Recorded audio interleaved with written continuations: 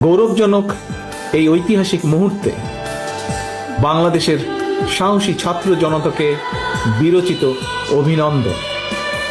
হাজারো শহীদের প্রাণের বিনিময় জনতার ঐতিহাসিক এই বিপ্লবের মধ্যে দিয়ে গণহত্যাকারী খুনি হাসিনার পতন হয়েছে, রাহু মুক্ত হয়েছে আমাদের প্রিয় বাংলাদেশ।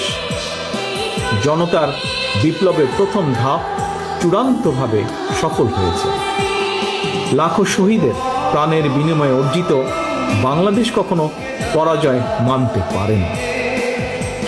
এই ঐতিহাসিক বিপ্লবের মধ্যে দিয়ে আবারও প্রমাণিত হয়েছে দল মত নির্বিশেষে সকলের ঐক্যবদ্ধ থাকলে এই বাংলাদেশকে কেউ কখনো পরাজিত করতে পারে না, পারবে না।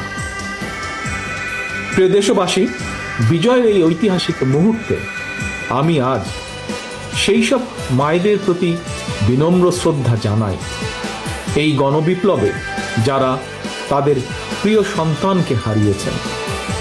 এভাবে গত 15 বছরে ফ্যাসিবাদী শাসনকালে অনেক সন্তান তার প্রিয়তম পিতাকে হারিয়েছেন, অনেক স্ত্রী প্রিয়তম স্বামী হারিয়েছেন।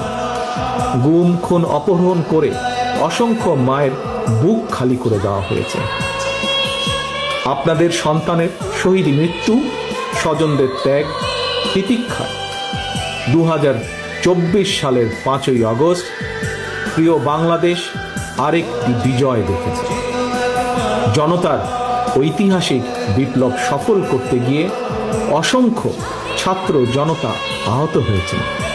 বাসায়, হাসপাতালে কিংবা ক্লিনিকে চিকিৎসাধীন যন্ত্রণাবিদ্ধ সময় সমস্ত ভালোবাসা নিয়ে আপনাদের পাশে আজ সারা বাংলাদেশ।